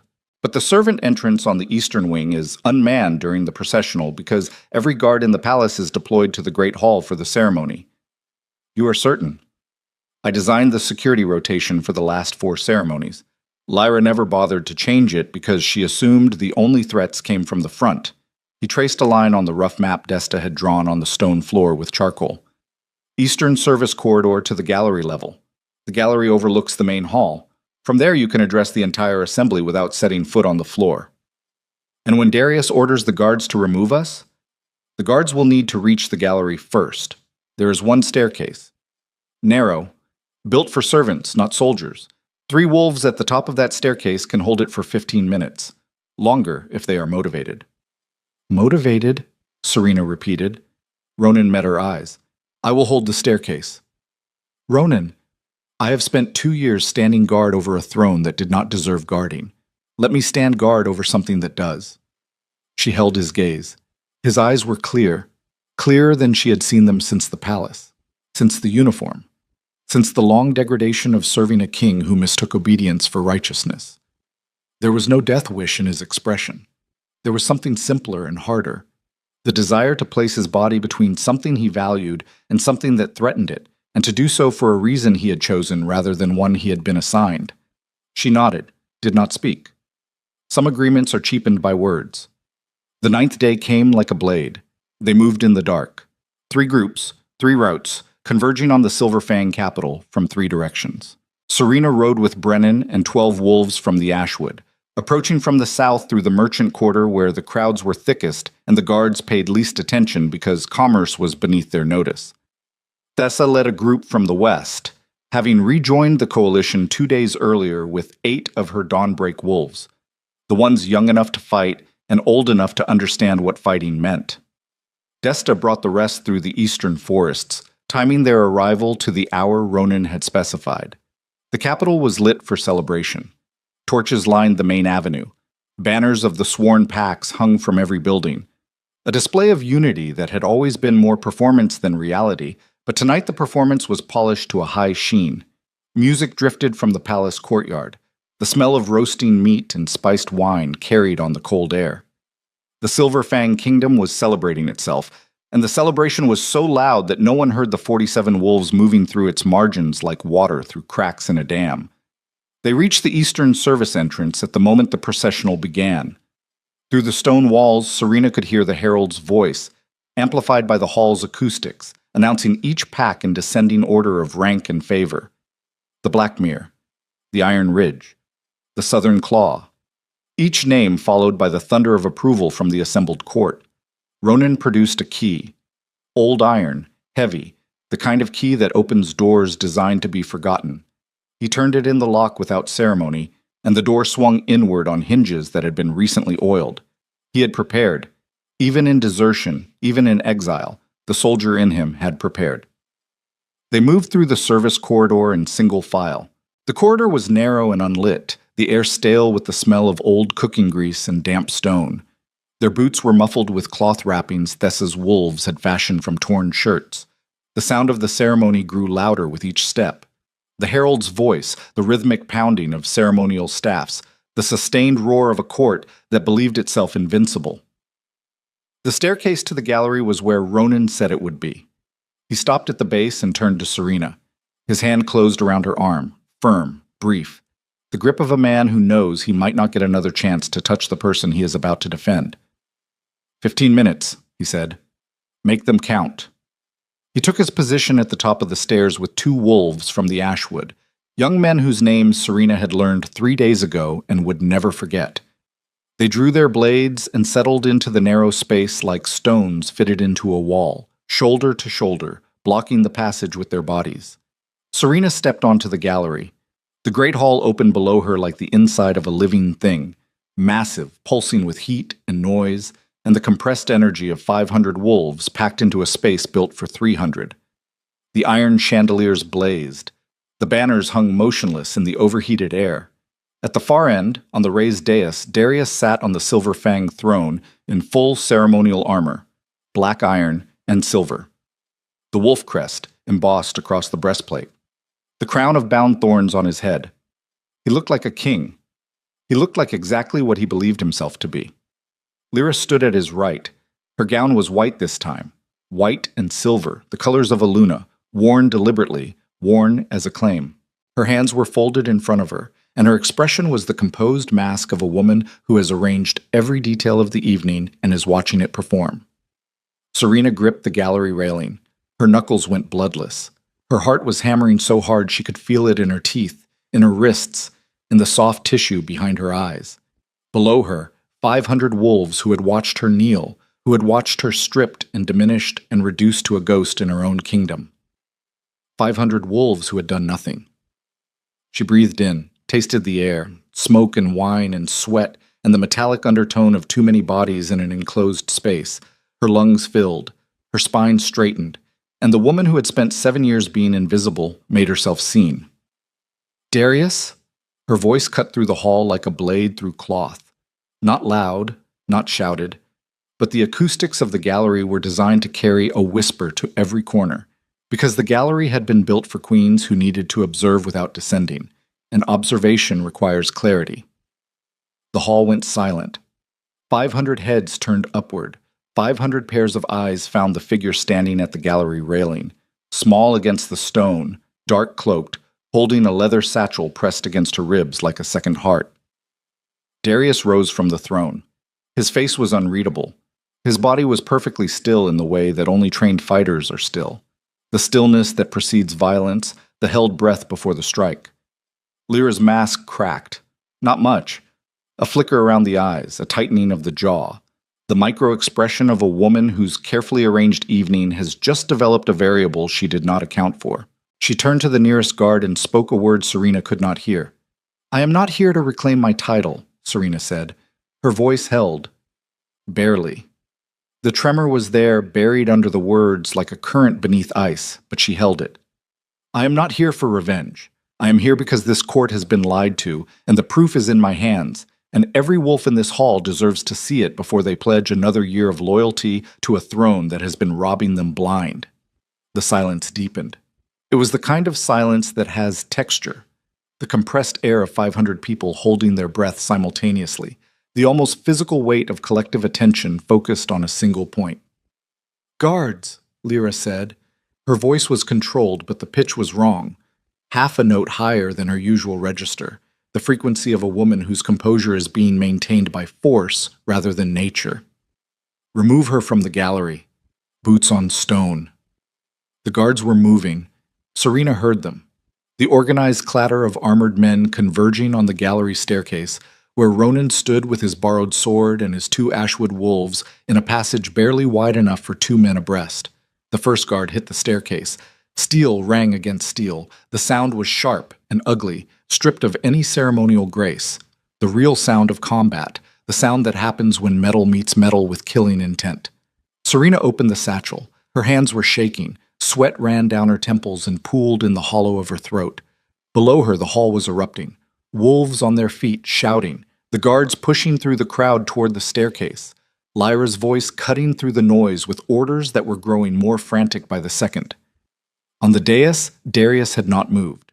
He stood beside the throne with his hand on its arm, his eyes locked on Serena, and the expression on his face was not anger.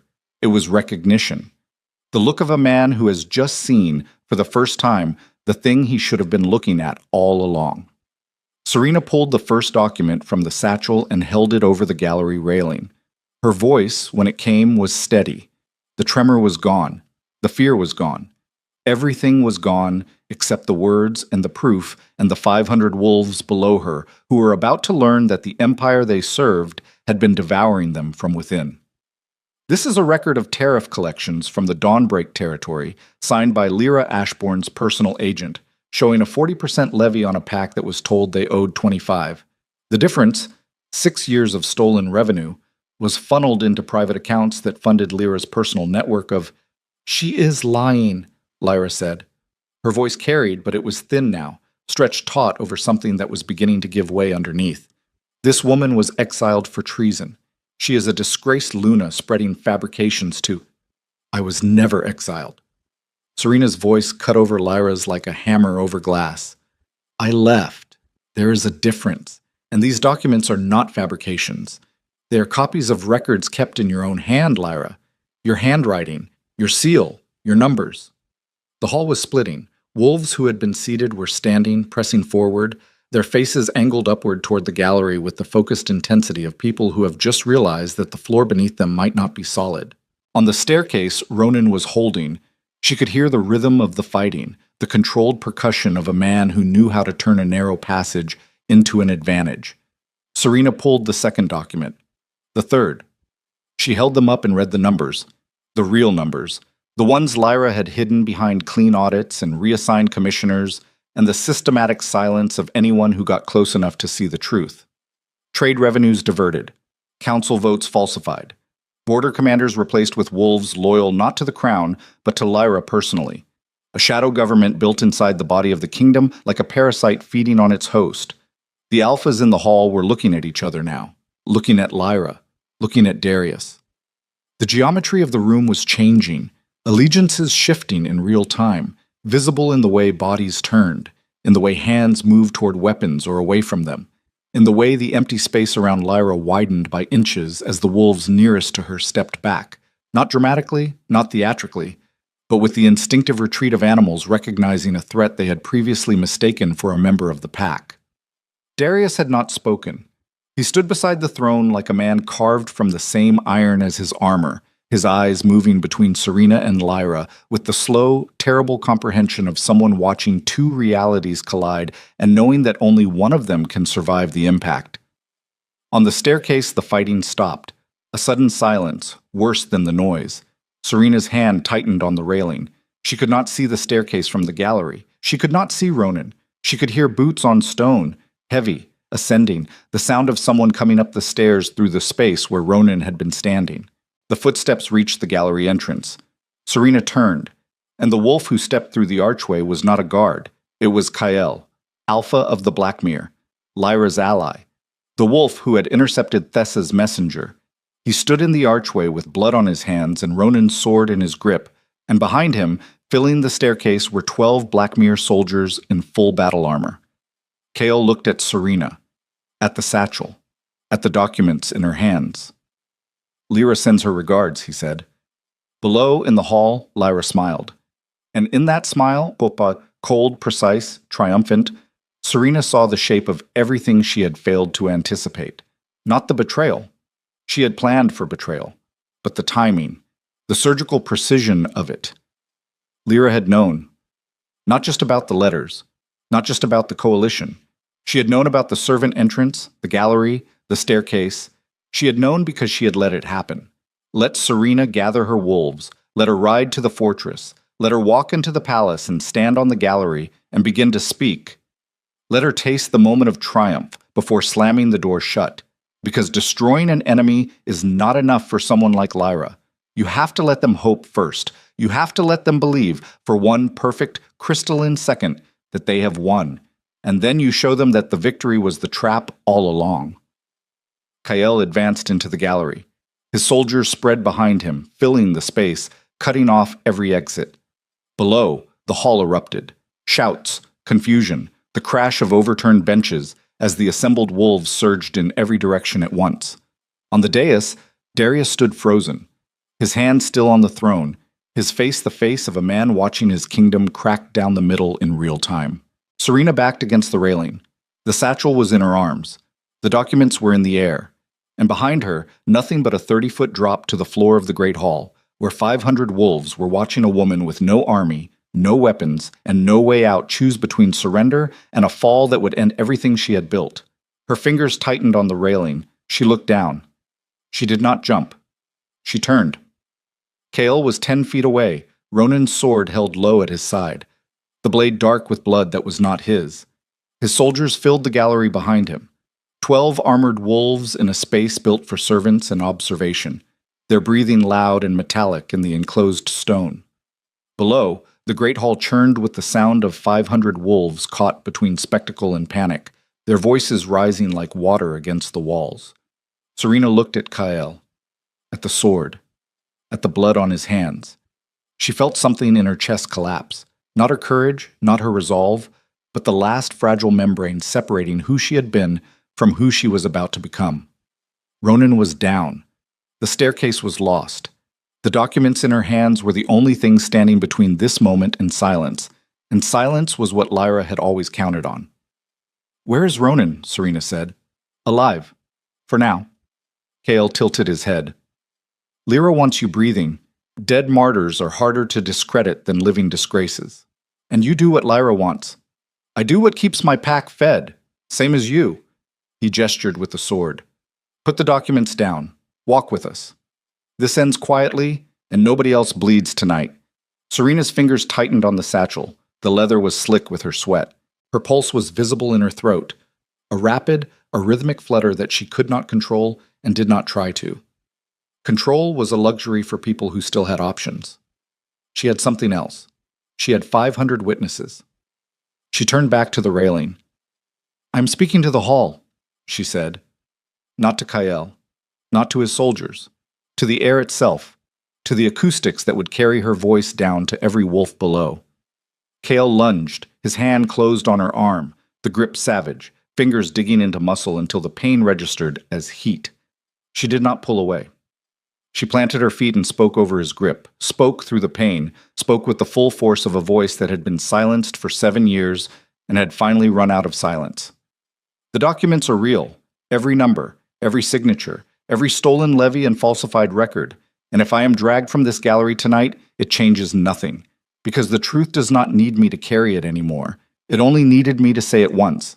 She threw the satchel. Not down, out, over the railing into the open air of the great hall, where it tumbled end over end and burst open against the stone floor, scattering pages across the ground like leaves torn from a dying tree. Hundreds of documents, tariff records, council minutes, correspondence, ledgers, sliding across the marble into the feet of the assembled alphas, who stare down at them the way you stare at something you have suspected for years but never dared to name. Chaol's grip tightened. He yanked her back from the railing. She hit the gallery wall hard enough to drive the air from her lungs. Stars burst behind her eyes. Through them she saw Kael's face, not angry, not triumphant, but afraid. The particular fear of a man who has just realized that the thing he was sent to contain has already escaped. Below, the hall erupted. Not in violence, in something worse. In truth. Wolves were picking up the documents, reading them, passing them.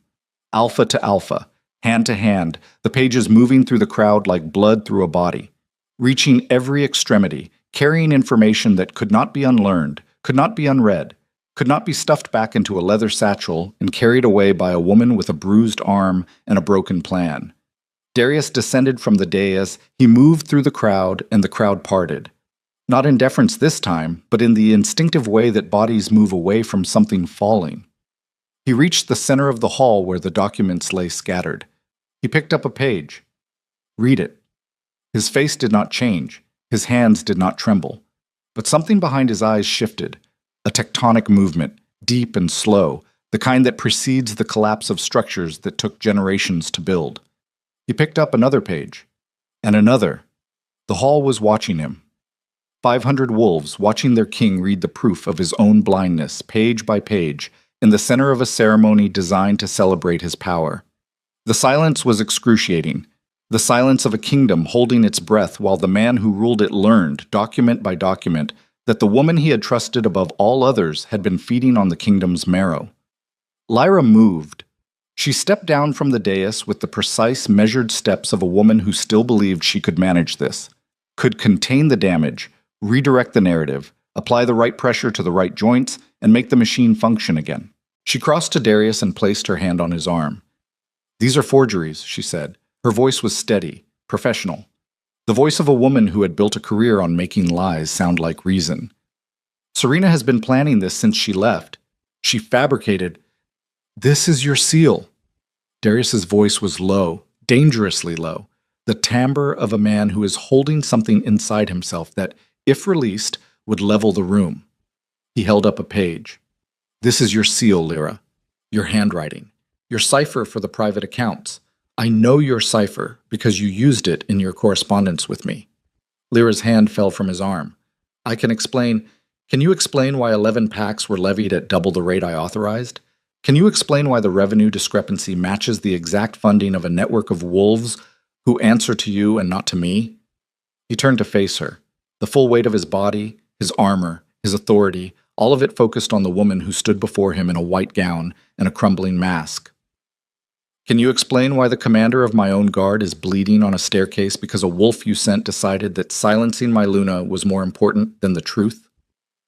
My Luna. He said it without thinking. The words fell out of him like something that had been lodged too deep to extract deliberately, a splinter working its way to the surface years after the wound that planted it. Lyra's composure broke. Not dramatically, she was too practiced for spectacle. It broke the way ice breaks on a river in early spring, hairline fractures spreading from a central point until the surface that looked solid moments ago reveals itself as 1,000 separate pieces held together by nothing but tension. Her eyes moved across the hall, scanning for allies, for exits, for the familiar landmarks of a landscape she had controlled for years and was now watching rearrange itself around her. She found none. The Alphas were reading the documents, every one of them, passing them, comparing numbers, matching figures against their own memories of levies paid, and resources surrendered and requests denied. The math was doing what math always does when it is finally laid bare. It was telling a story that no amount of rhetoric could rewrite. "Arrest her," Darius said. 2 words. Spoken flatly, without drama, without the thundering authority he usually deployed for public pronouncements. He said them the way a man says something he should have said years ago, and knows it, with the quiet shame of delayed action. The guards moved. Not the Blackmere soldiers on the gallery. They had gone still, frozen in the particular paralysis of men who have just discovered they backed the wrong side, but the king's guard, the palace regulars, wolves in silver fang armor, who had been trained to follow the voice of their king regardless of personal opinion. They flanked Lyra. She did not resist. She did not speak. She stood between them with her chin raised and her eyes fixed on Darius. And in those eyes was not defeat, but calculation. the relentless, tireless arithmetic of a mind that was already planning its next move even as the current one collapsed. They led her out through the main doors. The hall watched her go with the silent intensity of an audience that has just witnessed the final act of something they did not know was a performance. On the gallery, Kael released Serena's arm. He stepped back, laid Ronan's sword on the stone floor, raised his hands, palms out, the rogue sign for surrender. The same gesture Desta had made at the dawnbreak perimeter, the universal language of wolves who know when the current has shifted and are smart enough to stop swimming against it. Serena did not look at him. She was already moving, Shubn, down the gallery, through the archway, down the staircase where Ronan lay slumped against the wall with a gash across his ribs and his eyes open. The two Ashwood wolves were beside him, battered but breathing. One of them had a broken arm held against his chest. The other had blood in his teeth and a look on his face that suggested the blood was not his. Ronan. Serena knelt beside him. Her hands found the wound. Deep but not fatal, the cut angled across muscle rather than through it. A fighter's wound. The kind you give someone you want stopped, not killed. 15 minutes, Ronan said. His voice was rough, scraped raw. I said 15 minutes. I gave you 12. You gave me enough. He closed his eyes. Not unconscious, just finished. The way a runner stops after a race, the body surrendering to the gravity it has been defying through pure will. Serena pressed her palm against the wound and held it there, feeling his blood move between her fingers, hot and real, and evidence that something she cared about had survived. The hours that followed were long and strange, and marked by the slow, grinding machinery of institutional collapse. The Alphas convened in the Great Hall, not as an assembly of sworn packs, but as something new, something that did not have a name yet because it had never existed before. A gathering of wolves who had spent years inside a system and were now standing in the wreckage of it, looking at each other with the bewildered clarity of people who have just been told that the house they lived in was built on a fault line. Darius did not lead the convocation. He sat in the hall, but not on the throne. He sat on a bench near the wall, in the space where minor delegates usually sat, his ceremonial armor still on but the crown removed, placed on the bench beside him like something he had set down and did not intend to pick up again. His hands were clasped between his knees. He stared at the floor. The Alphas talked, argued, shouted, fell silent, talked again. The documents circulated endlessly, passed, read, disputed, verified against pack records that other Alphas had brought to the ceremony. The numbers held. They held because lies require maintenance and truth requires only exposure. And Lyra's numbers, meticulously kept for 7 years, were the most damning kind of evidence, the kind the accused created themselves. By midnight, 3 things had been decided. Lyra Ashbourne would be exiled to the outer territories, stripped of all titles, all property, all claims. Her network, the private army of wolves who had served her shadow government, would be disbanded, its members given the choice between integration into legitimate pack structures or exile. And the Silver Fang Kingdom would be reorganized under a council of united packs, each with an equal vote, ending the centralized rule that had allowed one alpha to hold unchecked authority over a kingdom that was supposed to belong to all of them. Serena was present for the deliberations. She spoke when asked. She clarified the documents when their contents required interpretation. She did not advocate for herself. She did not claim authority. She sat at the table like what she was, a woman who had done the work and was now watching other people decide what to build on the foundation she had laid. It was Thessa who nominated her. High Luna, Thessa said. The room went quiet. Not a queen, not a ruler, a voice for the council. Someone who speaks for the wolves who have been spoken over. She looked at Serena across the table with those river stone eyes. Someone who has already proven she will carry the weight. The vote was not unanimous. It did not need to be. 23 of 31 alphas raised their hands. Brennan raised his first. Desta, who was not an alpha but had been granted a voice by the Thornfield remnant wolves, who had no one else to send, raised hers last. Serena accepted, not with a speech, not with ceremony. She stood, and she nodded, and she said, I will try to be worth it. It was the simplest thing she had ever said. It was also the most honest. Darius found her on the battlements at dawn. The ceremony wreckage was being cleared below. Overturned benches righted, scattered documents gathered, The debris of an empire's worst night swept into piles by wolves who would spend months sorting through what was worth keeping and what needed to be burned. He stood beside her. Not close. An arm's length of stone between them, the space populated by 7 years of things neither of them had said. "I did not see it," he said. His voice was stripped bare. No authority in it. No command. Just the raw, grated sound of a man who has been confronted with his own wreckage and lacks the architecture to rebuild around it. "I did not see what she was doing." "You chose not to see. That is different." "Is it?" "Yes. Blindness is a condition. Choosing to look away is a practice." Serena kept her eyes on the horizon. The sky was turning, gray to gold, the slow alchemy of dawn transforming the valley below from shadow into substance. "You practiced it every day. Every time I brought you evidence. Every time I asked you to listen. Every time you told me not to make everything a battle." He was quiet for a long time. The wind moved across the battlements and carried the sound of the kingdom waking. Doors opening, voices rising, the tentative stirring of a body that has survived a fever and is testing whether its limbs still work. "I want to ask you to stay," he said, "not as my Luna, not as my mate. Just stay. Help me understand what I allowed to happen. Help me see the shape of it." Serena turned to him. She looked at his face, the face she had loved, the face she had memorized in the dark on nights when memorizing was the only intimacy left to her. The lines were deeper now, the jaw less certain. The eyes, which had once held the focused intensity of a man who believed he could will the world into the shape he wanted, now held something else, something quieter, something that looked like the first faltering awareness that willing was not the same as deserving. She felt it, the pull, the old gravity, the deep body memory of his hands on her face, of the way he used to say her name like it was the answer to a question he had not yet learned to ask. The pull was real. It lived in her muscles, her bones, the cellular memory of a bond that had been formed in a time when she still believed that love was a structure you could live inside rather than a weather pattern you survived. "You do not need me to see the shape of it," she said. "You need to sit in the wreckage without someone to explain it to you. You need to feel the weight of every decision you delegated and every question you refused to ask, and every time you chose comfort over truth." She paused. "That is not punishment, Darius. That is how people learn who they actually are, by sitting with the version of themselves they spent years avoiding." His hand moved toward her, stopped, fell back to his side.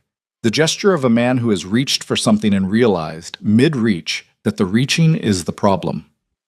"Will I see you again?" "You will see the High Luna, at council sessions, at pact negotiations, in the work of rebuilding the thing your neglect nearly destroyed." She held his eyes. "But you will not see the woman who loved you. She is not here anymore. She left the night she walked out of this palace, and she is not coming back." He lowered his head. Not a bow, not submission. The involuntary downward movement of a man absorbing a blow he knows he earned. Serena left him on the battlements.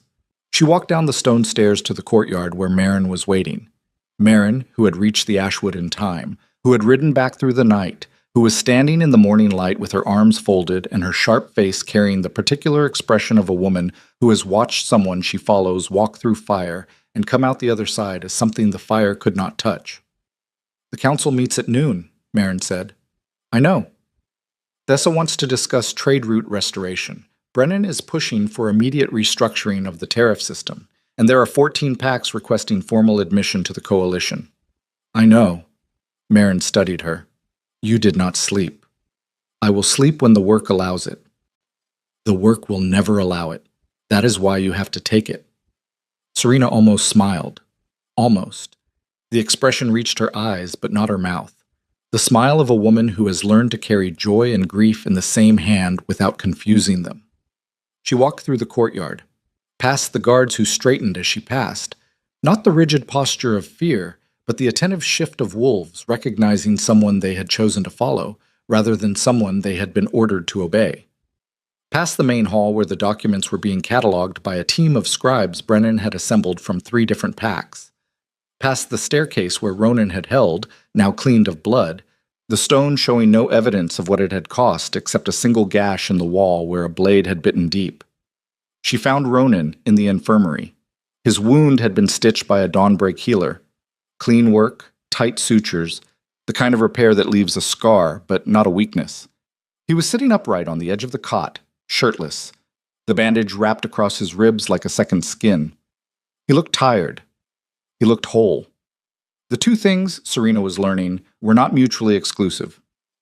"High Luna," he said, testing the title, rolling it around in his mouth like something he was not sure about yet. "Ronan, you threw the documents." "I threw the documents." "That was not the plan." "The plan died on the staircase. I improvised." He looked at her for a long moment. Then he laughed. It was a rough, broken sound, Tete. The laugh of a man whose ribs were stitched and whose body hurt, and who was laughing anyway because the alternative was a gravity he could not afford. "You threw 5 months of work off a balcony. I threw 5 months of work into 500 pairs of hands. There is a difference." "You keep saying that. There is a difference. There is a difference." He shook his head.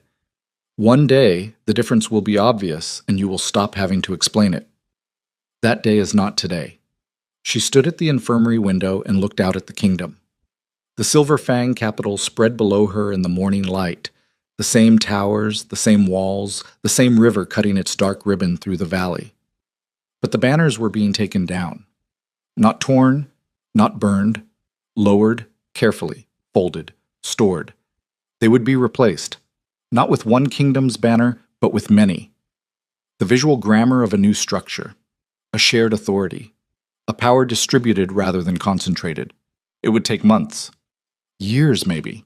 The kind of work that does not announce itself with ceremonies or speeches, but grinds forward in committee rooms and trade negotiations, and the slow, unglamorous labor of building systems that are harder to corrupt because they were designed by people who knew what corruption looked like from the inside. Serena knew this. She knew the scale of what she had committed to, and she knew that commitment was not the same as completion, and she knew that the hardest part of any revolution is not the burning down, but the building up. But standing there in the light of a morning that had followed the longest night of her life, she felt something she had not felt in 7 years. Not triumph. Triumph was a spike, sharp, bright, temporary. This was something lower, deeper, built into the bedrock of her body rather than spiking through the surface. It was the feeling of standing in a place she had earned, not because someone had given it to her, not because a bond mark on her shoulder entitled her to it. Not because a throne or a title or a man's approval had validated her existence, but because she had looked at the worst version of her life, the version where she was kneeling on cold marble while a woman who stole everything told her to bow lower. And she had decided that the woman on her knees was not the end of the story. She had decided that she was the author, and authors do not kneel. Months later, when the council had settled into its rhythms and the trade routes had reopened and the packs that had been starved were beginning to heal, Serena would stand before the full assembly and deliver her first formal address as High Luna. She would speak about the kingdom they were building, not as a replacement for what had fallen, but as an evolution of it. She would speak about the cost, about the wolves who had bled for this, who had ridden through the dark, who had held staircases and carried letters, and stood in courtyards full of strangers and decided that standing was worth the risk of falling. She would speak about Darius, who had stepped down from the throne and disappeared from public life, carrying a weight that no one could carry for him. She would speak about forgiveness, not as absolution, but as release, the decision to stop carrying someone else's debt and use those hands for something better. But that was months away. Today, in the infirmary, with Ronan's rough laughter still hanging in the air, and Marin's footsteps approaching in the corridor, and the sounds of a kingdom remaking itself drifting through the window, Serena Vale stood in the light and breathed. Just breathed. And the breath tasted like morning, like cold stone and pine smoke and the iron edge of a winter that was, finally, beginning to end. It tasted like the space between what she had survived and what she intended to build. It tasted like the first breath of a woman who had stopped being defined by what was taken from her, and had started being defined by what she created from the wreckage. Outside, the kingdom stirred. Wolves moved through the courtyards, carrying lumber and ledgers and the raw materials of reconstruction. Somewhere, a bell rang. Not an alarm, not a warning, but a summons to work, to the daily labor of proving that the new thing was better than the old, The sound carried across the valley and echoed off the mountains and faded into a silence that was, for the first time in 7 years, not empty. It was full. Full of the voices of wolves who had learned to speak again. Full of the weight of a truth that had been carried too long by one woman and was now distributed across 100 shoulders. Full of the sound of doors opening in a palace where, for 7 years, the only doors that mattered had been closed. Serena turned from the window, walked toward the corridor, toward the council chamber, toward the work that would not end today or tomorrow or for years to come. But that was hers, chosen, earned, and held with hands that would never again fold in submission. She did not look back at the battlements where Darius had stood. She did not need to. The woman who needed to look back had knelt on cold marble in a great hall a lifetime ago and lowered her head one final time. That woman was gone, and the woman who walked forward now, scarred, tired, unfinished, and unbroken, carried nothing from that hall except the knowledge that the last bow is only the last bow if you decide to stand up. Serena stood up, and the kingdom she built from the ashes stood with her.